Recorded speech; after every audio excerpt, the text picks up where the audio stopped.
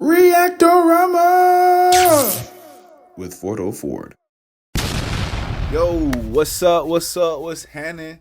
Welcome back to another episode of Reactorama with your boy Fordo Ford.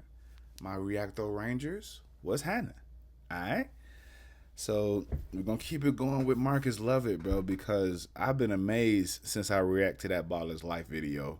And then I did his individual hoop mixtape. So I just been blown away from the skill level of Marcus Lovett Jr.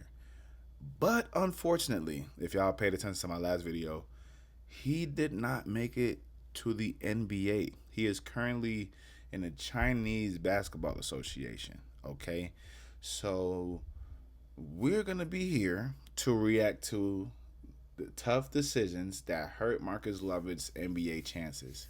All right. Shout out to Stunted Growth for the video. This is going to be an exciting one because I am intrigued on why Marcus Lovett Jr. is not in the NBA. Like, I was talking to my bro about this. Like, he was telling me that this was LaMelo before LaMelo. And I honestly agree, you know? So, based off of what Stunted Growth say in this video, we're going to react to it and we're going to see what his journey was like after high school. All right. So if you're ready, like it up, like it up, like it up. Comment I'm ready in the comments. And most importantly, subscribe. Please and thank you. We are still on the way to 1,000 subscribers. And that's when I'm going to do my first ever giveaway on this channel. All right. So please tell a friend to subscribe to this channel today. And I could be able to give back to you guys the right way. You feel me? So let's get into it. I'm gonna stop yapping. Let's get to reacting. Feel me? Hopefully, you get the chance to go to the NBA. That's definitely the ultimate goal. I'm not gonna stop until I get there. Marcus Lovett Jr. on March 4th, 1996. Basketball is still the most beautiful sport in the world, but its journey to the top can be harsh and soon fleeting if as little as one thing goes wrong or one tough decision is judged and acted on incorrectly. I call it the weeding out process the journey itself makes because every player that picks up a basketball with dreams of making the NBA simply can't go. There's just not enough space. Those spots are reserved for the hardworking, the consistent, the productive, the lucky, if you believe in that, and the ones that made all the correct decisions at the right time. Today's feature, Marcus Lovett Jr., was lucky enough to grow up in a time the internet and its social power was at one of its peaks. He's keep saying Lovett, and I don't know if that's the right pronunciation or not, because I keep saying Lovett, and I've known people with that last name growing up, and they pronounced it Lovett. So to hear Lovett is kind of crazy, kind of cringing me out, low key too. But that's not important right now. The power of being a sensation on YouTube was all the promotion you needed that got your name big enough to force its way on the NBA's radar, whether they liked it or not. The name of the game is still entertainment and filling the seats, so a player coming in with a fan base already built is like signing a music artist that already has a few hit songs under his belt. Although he was ranked barely in the top 100 by 247 and rated a 4-star recruit his senior year, on YouTube, Marcus Lovett Jr. was a sensation, and even prodigy, if you will, where words like insane, crazy, dominates, and the best this and that were used to describe what he was doing on the high school level that amassed close to 20 million views altogether. In a sense, Marcus Lovett Jr. was already a household name. On the internet, that is, but seeing the world is glued to the internet, if you were interested at all in basketball at the time, you knew who Marcus Lovett Jr. was, including the NBA. All left to do then is show for your position you could bring some value to match them already being able to market you, and off you go advancing in the journey to at least get your shot. Lovett Jr. would get his, being one of the hottest names his senior year in high school, receiving offers from top schools like Memphis, Kansas, and Illinois, choosing St. John's over them all for the chance to play right away. I was smooth. Hold on.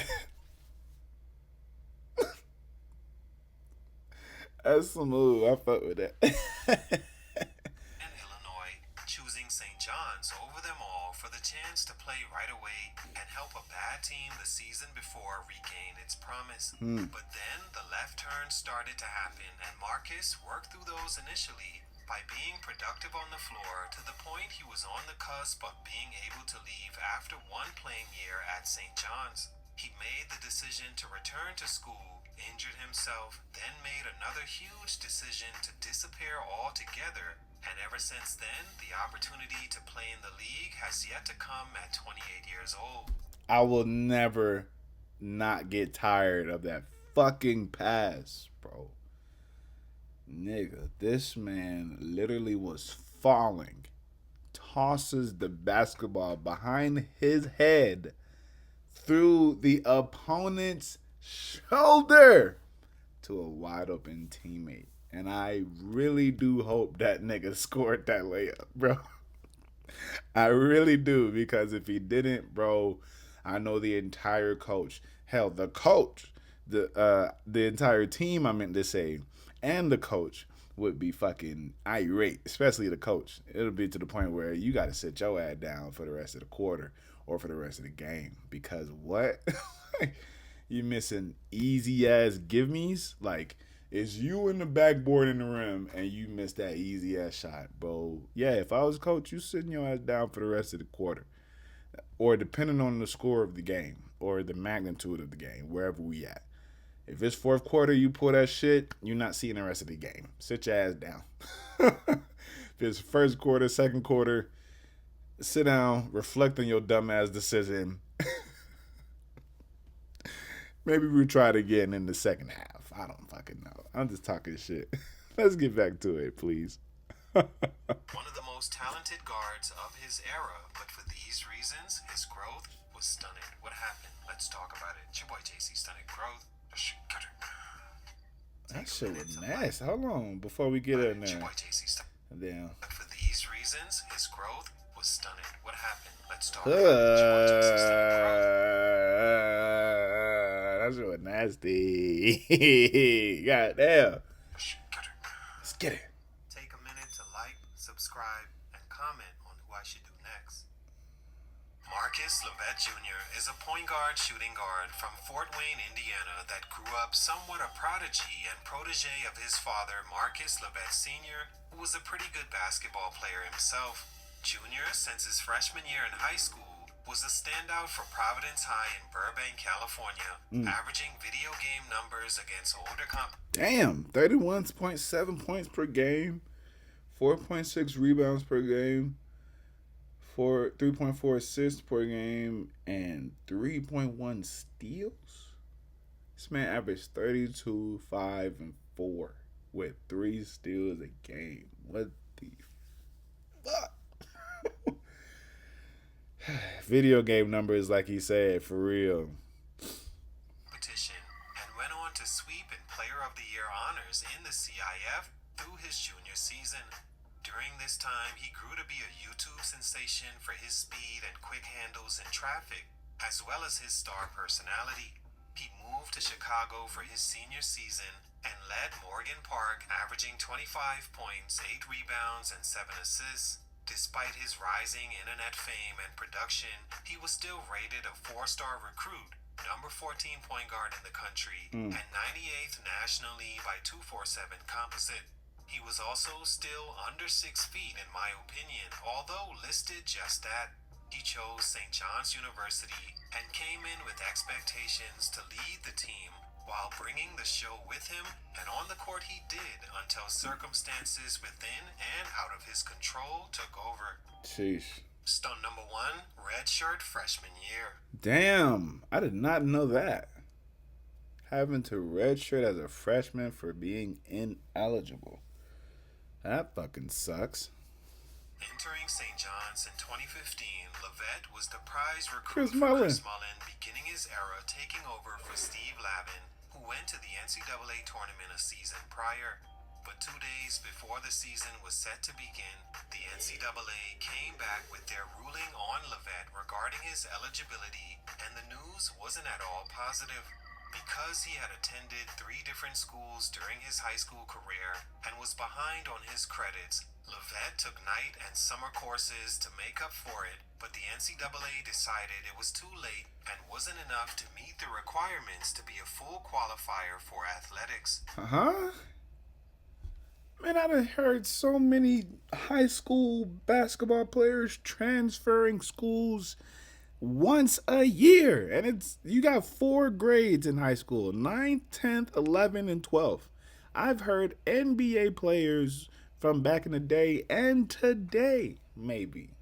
I'm not sure, but I've heard the story where multiple players went to multiple high schools, was still eligible to play basketball in college and play professionally.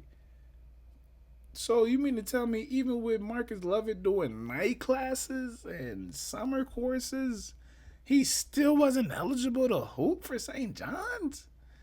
That's fucked up. Like, education is first, especially when it comes to college. Education is first. But dude, like, he was definitely putting in the effort taking these night courses and summer courses. He could have at least got some type of pat on the back. You know, this is a warning. You could play, but don't make this a habit come your sophomore season. You feel me? Like, if you fell in your freshman year, you not playing sophomore year. That's fair. But with transferring high schools and some credits not being accepted and other credits being accepted, like, that shit lame as hell.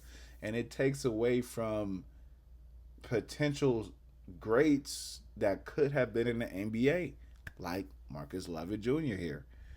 So it's just fucked up to see that that's the way that shit went down for Buddy, for real.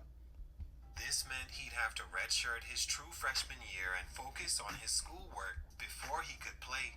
Missing the 2015-16 season, I feel hurt Lovett Jr. for a few different reasons. First off, Chris Mullin brought him in as his chosen star to lead his show, taking over as coach, and would have gave him the keys from day one to run a ship that had no other challengers for the ball on the team. He would have played heavy minutes and every decision would have ran through him on offense, Yeah. giving him the perfect opportunity to be himself as the score-first point guard he is, establishing himself for what came next. For the 2016-17 Oh, yeah, I remember season, this. future NBA point guard Shamari Pons joined the team, who was literally the splitting image of Marcus Lovett, down to both being smaller lefties that shot first, everything else second. Hold on, what was his name? I didn't catch that part. Pons joined the team. Pons. 17 season, future NBA point guard Shamari Pons joined. Shamari Pons? He must have had a short career because I don't know no Shamari Pons.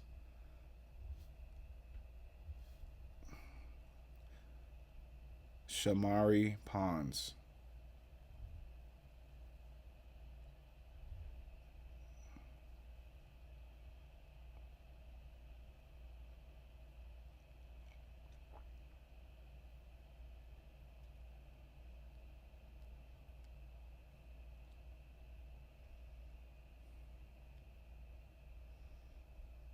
He's in the league called the League. Oh, it's Mongolian. Okay. That's what's up. That's what's up.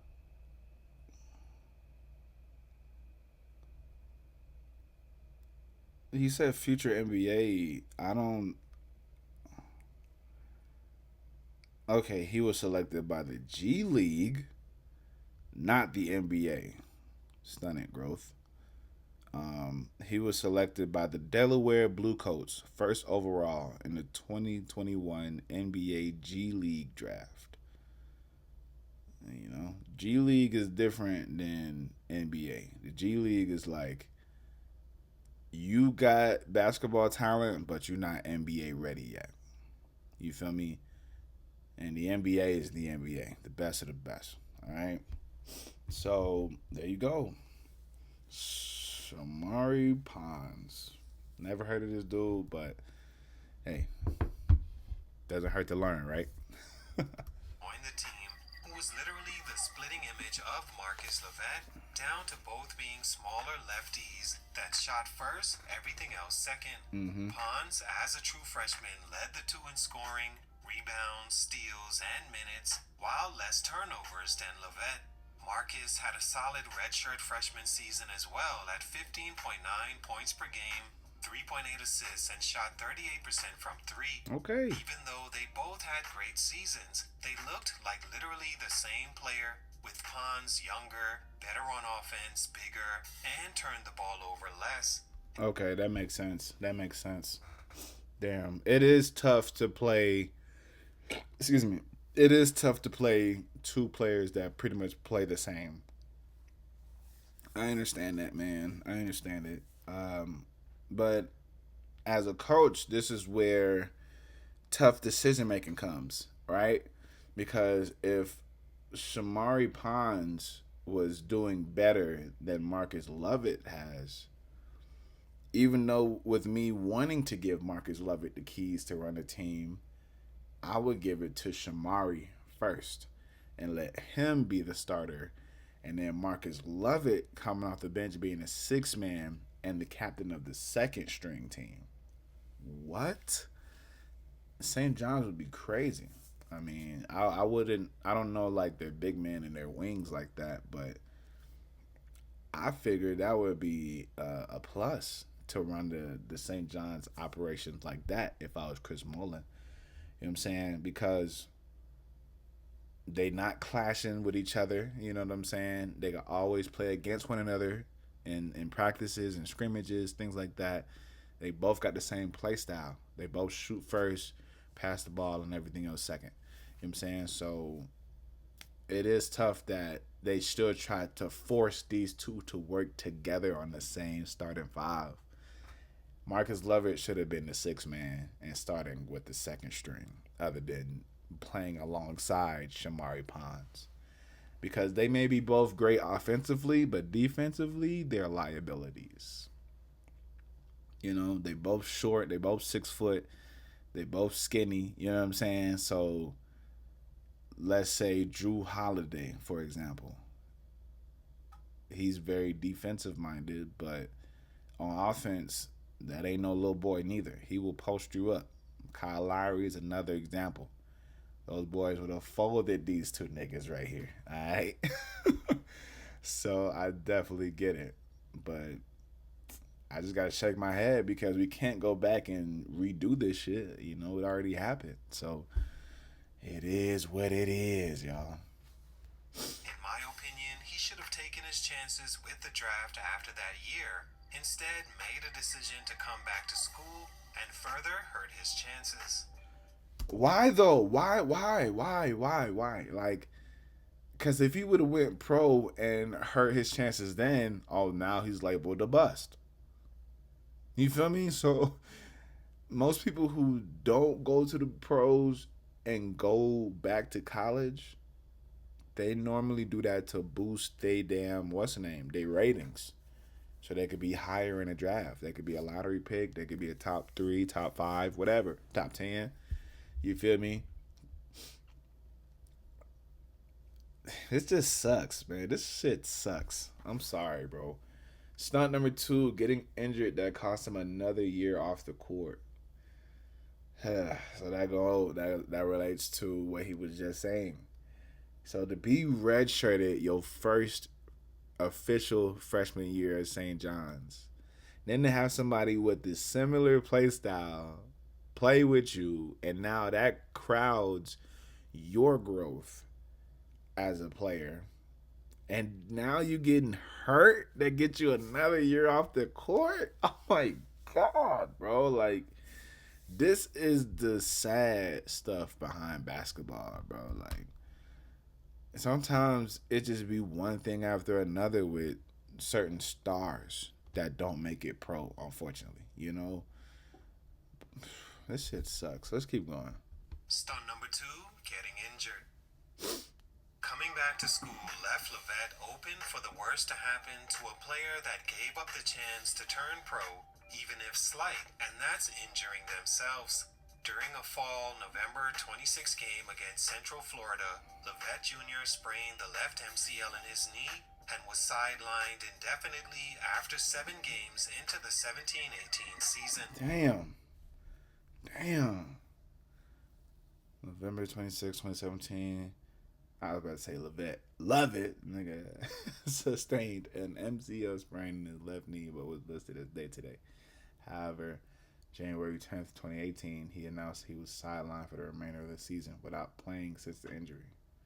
He was averaging 15 points and 3 steals in 7 games. This is actually pretty good in today's NBA. If you can get some steals and put some numbers on the board, you were a good, solid player. Not a starter per se, but you was a second or third string option. Mostly second. But this shit sucks. Games where he posted averages less than his first year nearly across the board. He was supposed to make it back before the season got too far away from the team, but the swelling and soreness, as he says, didn't get better fast enough until months went by without their second option. Option number 1, Shamari Pons, in his absence, went crazy, averaging over 21 points per game, 5 assists, 5 rebounds, 2 steals, and played 37 minutes per game, including having the ability to build off the season he had before. If you ask me, Pons should have left after that season himself. Lovett's draft stock all but disappeared off the radar, having missed so much time away from the court due to what's considered a significant injury. What made matters worse was he never returned on the season to show he could recover and be his same self or better. Damn. Stunt number 3, leaving at a bad time. Left St. John's before putting a great year together. Sheesh. And lastly, in my opinion, Lovett Jr. left St. John's at a bad time, and it cost him his chance. At the point of his injury, Marcus had a serious decision to make, but none of them should have been to pursue a pro career, NBA much less, having a down year when you were healthy than the one you had as a redshirt freshman, then getting injured at the beginning of the season and never returning to the court. So much, I believe, worked against him at that point, like being out of sight, out of mind, and teams forgetting what he could do on the court. Yeah. He was also injured without anyone knowing what he would look like when he regained his health, which is why coming back to finish the season was so important. Yeah. Sort of like what Cole Anthony did in his 1 year at North Carolina. Yeah. On top of all that, he simply hadn't built enough cachet to give himself the best chance making the NBA, unless he didn't care about that league at the time and was satisfied going overseas to join that hamster wheel over there. He needed more games under his belt than the 1 full season and 7 games where he left hobbled and running from situation to situation like he did in high school. Again, Shamari Pons stayed that season and came back for his junior season My boy and Brunson. made the NBA. So for Lovett, there was no rush. Either you leave after that redshirt freshman year or wait till you build the right season. He rushed to run out the doors and went undrafted and had to go overseas, where he's played for 7 teams in 6 years in situations you can be traded mid-season or even game if they choose to. Damn. He played 7 seasons overseas on 6 different teams. That's not good, bro. And he just said that you could get traded, shit, after a game, after a season. Like, they don't give a fuck out there. At 28, who knows what could happen, but as far as NBA, I think that dream fleeted the second he decided to leave St. John's prematurely. All in all, Marcus Lovett Jr. still played professionally all over the world, which is an experience like none other. His journey to the NBA was decided by decisions and results of those not going in his favor. Salute, much respect, still a hell of a high school player, but for these reasons, his growth was stunted. It's your boy JC Stunted Growth, and I'm out. That's crazy. Okay, son. Hey. Is this stunted growth right here doing 360s? Hold on. Snatch.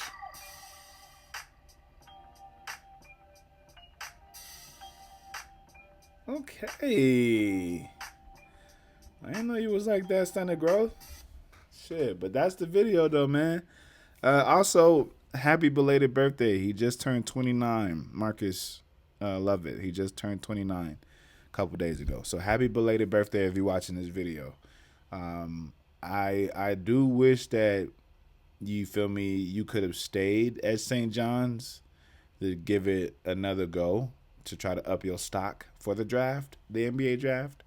But hey, man, we all make decisions, and you made a decision that felt right to you, bro. You feel me? I'm not your dad. I'm not your Lord and Savior. You know what I'm saying? So I'm sure you had a lot of time to reflect and talk to people that you love and trust to make these decisions that you've made for your career. And the fact that you still being able to play ball is phenomenal. No matter if it's pros in America, pros overseas, shit. The fact that you still dribbling the basketball and making money is phenomenal. So kudos to you for that. All right. But yeah, like I said, that's the video. Go ahead and like it up. Comment your favorite part or your sad, disappointing part about the journey of Marcus Lovett's career. And we got some more reacting to do. So I'll catch y'all on the flip ski. Ha! Let's do it.